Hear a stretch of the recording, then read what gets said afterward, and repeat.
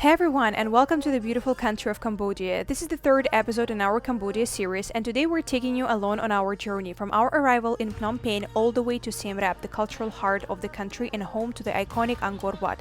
If it's your first time visiting Cambodia, this video will give you a real, on-the-ground look at what to expect. Also, we're sharing honest impressions, helpful tips, and everything you need to know to make your trip smooth and more memorable. So, let's jump into the adventure. This is going to be a travel vlog packed with insights and inspiration. Let's go! First, we arrived at Phnom Penh International Airport. It was still the old airport because the new one wasn't operational yet at the time of our arrival. And a quick tip for everyone coming to Cambodia: don't forget to download the Cambodia e-arrival app and fill out the immigration form in advance. It's a mandatory rule from July 1st, 2025. If you don't have it, you will lose a lot of time at the airport. So, of course, we got the visa on arrival as well. The visa costs $30. You can pay that either in cash or by card. I've heard some people said that it's not possible to pay by card, but we saw plenty of terminals at the airport they accept cards, so there was no any issue with that. As soon as we left the airport, we saw plenty of taxi drivers promoting their services and people selling SIM cards. The best tip here is just walk straight ahead and order Grab taxi. The pickup point is just a few steps away from the airport exit, and the ride into the city costs around $2-3. Such a great deal.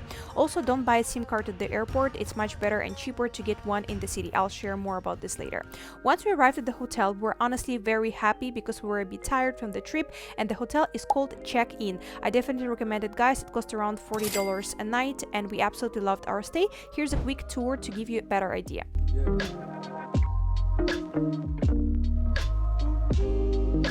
As you see, there is a large bed, also bathtub just in the room, right? Also table, work desk, one inside, one outside, and also very beautiful view.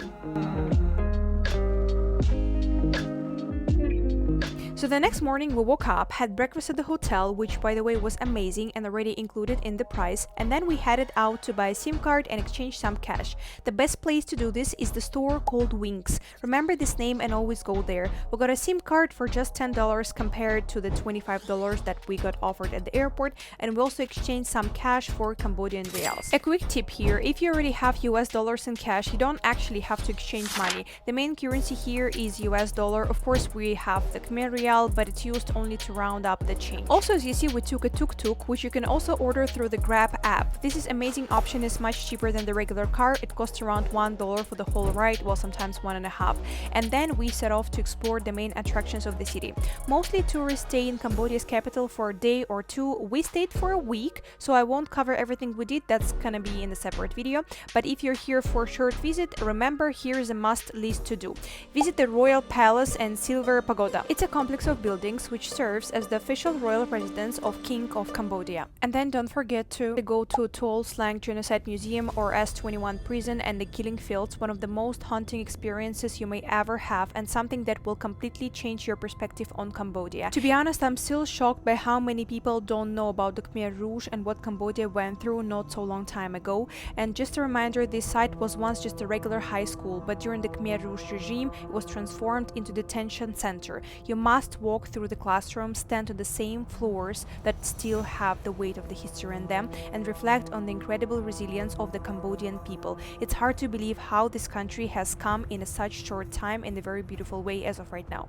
Often, by the way, survivors of S21 prison are present at the museum. You can even buy books written by them, sharing their personal memories and stories. Something truly priceless. And after such a powerful experience, take some time to decompress by walking on the beautiful Tonle Sap Promenade. It's a perfect place to feel the city spirit and reconnect with the vibrant, hopeful side of Phnom Penh. Let me take you there.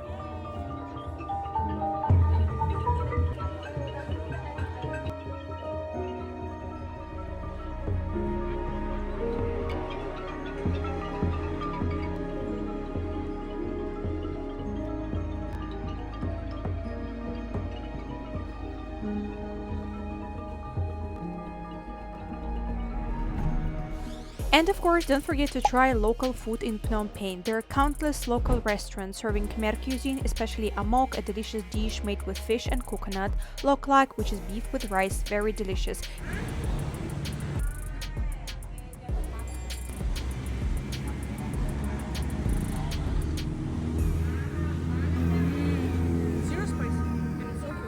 You can also find amazing handmade noodles.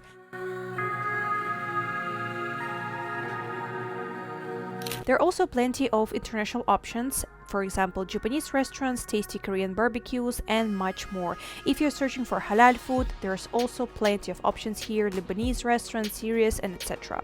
Don't believe anyone who says the food here is bad. That's either baseless rumor or coming from people who simply don't understand what the good food is. I'm sorry. Alright, and once you've seen the main attractions of Phnom Penh, and if you're short on time, you should definitely head out to Siem Reap, Cambodia's cultural heart and home to famous Angkor Wat.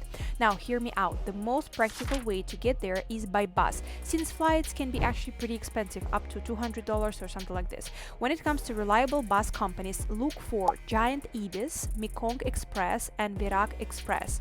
If you're going for minibus, I recommend Larita Express. It's known for being comfortable and very dependable. But here is another important thing. Most large buses travel at night, so during the daytime you'll likely only find minibuses available. We didn't know this at the time and we ended up in a local minibus. Why I'm pointing this out? Because this minibus stopped in every tiny village along the way, turning what should be 5 hours trip into 8 hours trip. Okay, we're traveling by bus or sort of minibus from city to city, you see. So we bought some snacks, but look, when they're eating fruits all the time, they put this spice. It's like salt and sugar and some pepper, so you cannot eat just like normal fruits without anything. It must be with this spice. And this is the Japanese cake. We take it all the time. Actually, I'm surprised to see it here because we saw it only in Malaysia, but you know, they have it. And after a bit tiring but very interesting journey, we finally arrived to Siem Reap and checked into the Elephant Hotel right away. Spoiler alert, it ended up being one of the most absolute favorite hotels. The main reason for this, well, amazing people working there and their warm hospitality. And let's not forget the incredible delicious breakfast. But please just take a look at the room. It costs around $35 a night and that was amazing.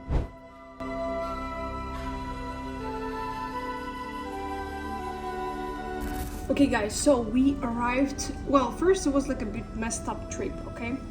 Let's start from the beginning. So we just wanted to take a bus as we regularly do. Example, in Malaysia, you go to the bus terminal, you take the bus, everyone is happy. But here, it's a little bit different because you take the bus from small, they're not even looking like a station, they look like, I don't know, shops for coffee or something like that. They just stay somewhere near the road and you come to them and you take a bus. We didn't get. And the funniest part we also didn't get, if you want to have like a real bus, like you know, big bus, they go only in the night. If you want to travel during the day, you either take a plane or like a small minibus, and we couldn't catch this detail. This is number 2. Number 3, of course we knew that, but they're not giving a real prices. Just an example, the price for one person was $20 when we came. The guy said like, yeah, it's $20. And then Iqlil started to bargain, and honestly, mysteriously, the price became $10 or $11 per person, right? So we came from $20 per person to $20 for 2 people. We spent like 8 hours or 7 hours in the bus or like this mini bus because it was stopping all the time. We were the only people there, like foreigners. The rest were from Cambodia. And yeah, like it was a good trip at the end of the day. But well, we arrived at the hotel and look, now it's sort of interesting because we have so much things. Also, we have mosquitoes. We didn't think that, but it's beautiful. It's big, okay? Because you know, we have desk, we can work and stuff like that. Yeah, so then we were crazy hungry, so we started searching online for open restaurants nearby. That's how we found Polo restaurants, and let me tell you, it was the best Italian food we've ever tried in our lives. So please, if you're in Siem Reap, don't hesitate, just go, run to Polo food. After that, since we still had a few hours left, we grabbed a tuk-tuk via the Grab app and headed straight to Angkor Wat because we really wanted to see this miracle. And here's an interesting thing, since we arrived after 5:30 p.m, we were able to enter the site freely, as there was no one checking tickets at that time because the temples are basically closing already. But here is the catch, we also realized that you cannot buy tickets at the temple itself. I originally thought that they would be selling tickets near the entrance to the main temple, but that's not the case. So guys, just a heads up, the Angkor Archaeological Park is the ancient center of Khmer Empire, as you may know or you may not know, and it covers hundreds of temples spread across hundreds of hectares. So if you want to buy a ticket, you need to either do this online or go to a separate official ticket office located outside the temple complex. And if you want to know everything about Angkor Wat, please click on this video over here. We did the huge episode about it. And then we went to the city and checked a couple of souvenir shops and shops with actual clothes, because guys, don't forget, when you visit Angkor temples you must be covered. The next morning we had breakfast at our hotel, and let me tell you, it was amazing. I'm still blown away by how well Cambodians manage their food service and hospitality. Seriously, they just get it right. After that, we headed out to the official ticket counter to buy our Angkor tickets in person. Here is the address for your reference, because again, just to remind you guys, this place is located a couple of kilometers from the actual temples. And just to make a long story short, it's a large building designed to handle a high volume of visitors, and where you can buy 3 different types of passes. 1-day pass for $37, 3 days pass $62, valid over 7 days period, and then 7 days pass costs $72, valid over 30 days period. If you're staying in Cambodia for a long time, 7 days will be the best option, if I can say that. And if you're coming to Siem Reap only just for a couple of days, then go ahead and take 3 days pass, because unfortunately 1-day pass will not help you with anything, because you will not see anything. Once again, there are so many different temples, and 1-day pass is just simply not enough. So after we got tickets, we decided to visit main temples of Angkor, at least to get sense of what they look like, because obviously 1 day is nowhere near enough to proper explore everything. The main temples for visiting are Angkor Wat, that's the temple you see right here. Another one, of course, is Bayon Temple. Now, Bayon Temple is a truly unique temple from Angkor area. It was built in 12th century and early 13th century as the Buddhist temple, but it's also absorbed elements of Hinduism over the centuries. What makes Bayon Temple unique are 54 towers, each carved with 4 massive smiling faces, 216 in total. These faces are thought to represent the king himself, the king of Angkor of that time. It was the king Jayavarman VII.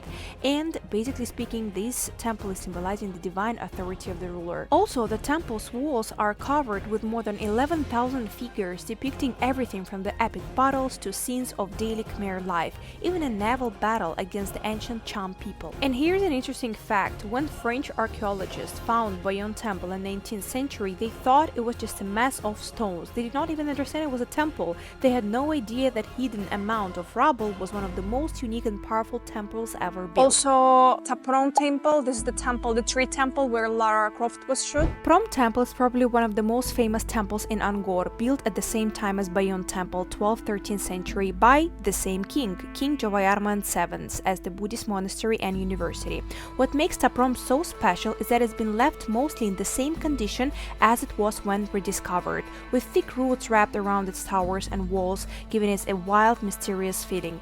Its walls are covered in intricate carvings of dancing apsaras, divine figures, and scenes from daily life, capturing the spiritual and cultural heart of the Khmer Empire. And here's an interesting detail: Ta Keo was once a bustling center supporting nearly 80,000 people, can you imagine, including priests, monks, teachers, and workers.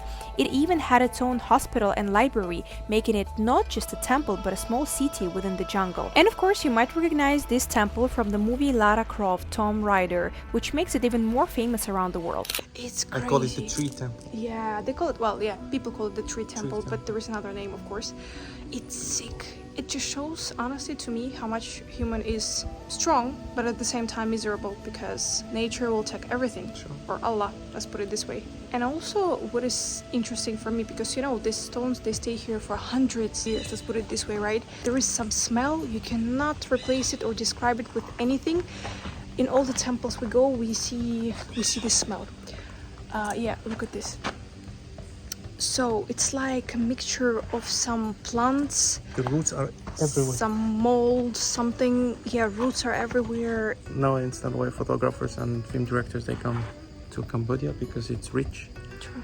And for architecture, it's really beautiful. True. With, many perspectives, and the doors, the windows, the ornamentation, how spaces are organized. You think it's a labyrinth and like you're like lost, Yeah. but actually no, it's structured. True. So we spent the whole day exploring different temples, and then something unexpected happened: rain.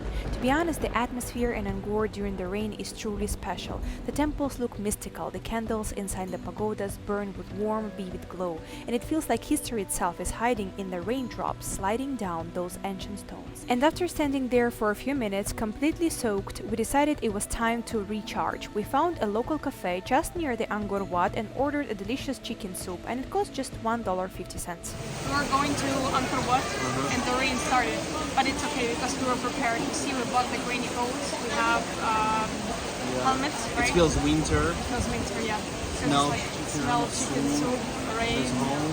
Yeah. Even though when it's winter, my country is minus 30, but it's fine. Welcoming. Example, I ordered green tea latte. They didn't have it in this place, and they called them on the phone, and they brought for us. Amazing, right? Yeah.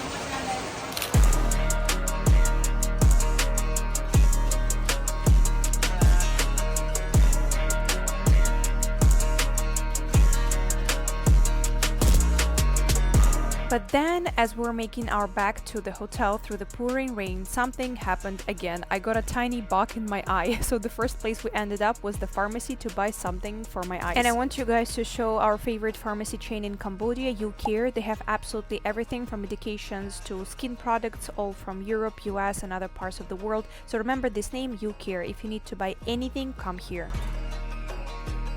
So the next day we had to check out from our hotel and move to another one for one night. That's how we ended up booking things by accident. We started the day with a breakfast first. It turned out to be quite Western style breakfast, but it is what it is. And after that we headed to the new hotel. Unfortunately, I don't remember the name of it, but I'll show you the room. Maybe if you've been here you will recognize it.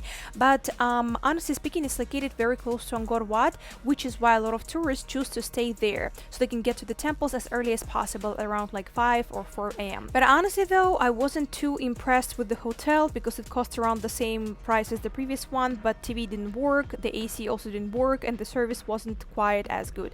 Still, it's not a big deal.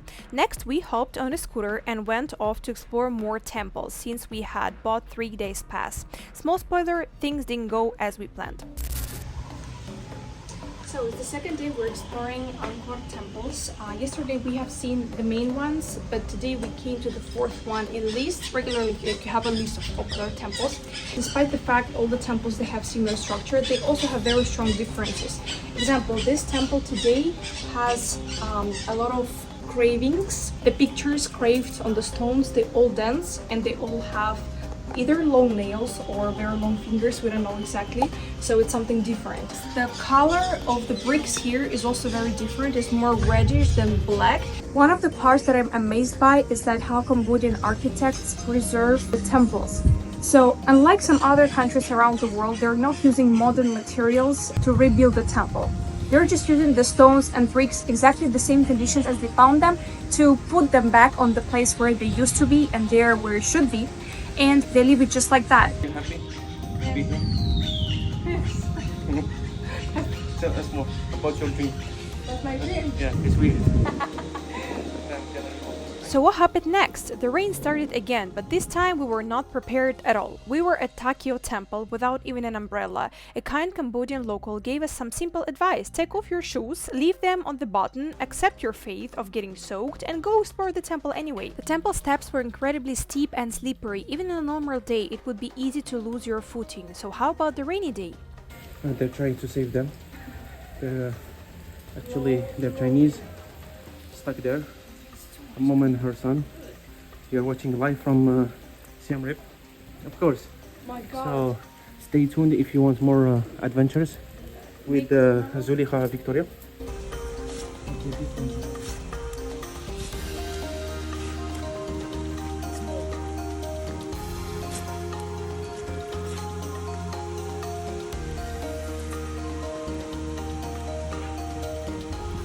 Hey everyone, so guys, we made it. We climbed up to the Talok. I'm sorry, we will record the temple.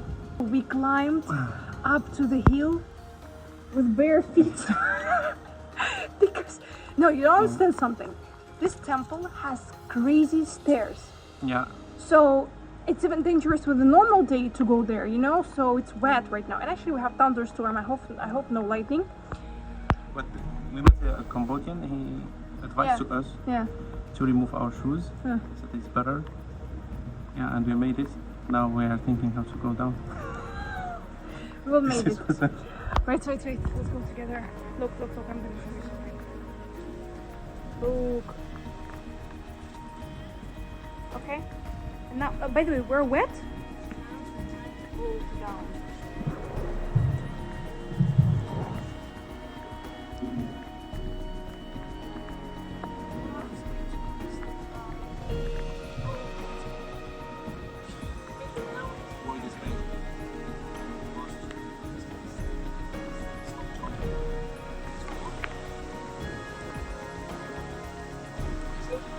Then we made it back to our place and felt a bit sick the next day, but thankfully we recovered quickly. There is still so much more ahead of us, more temples and a trip to the floating village on Tonle Sap Lake, but that's coming in the next episode on YouTube. Don't forget to subscribe to the channel and make sure to give this video a like if you enjoyed it. See you soon, guys!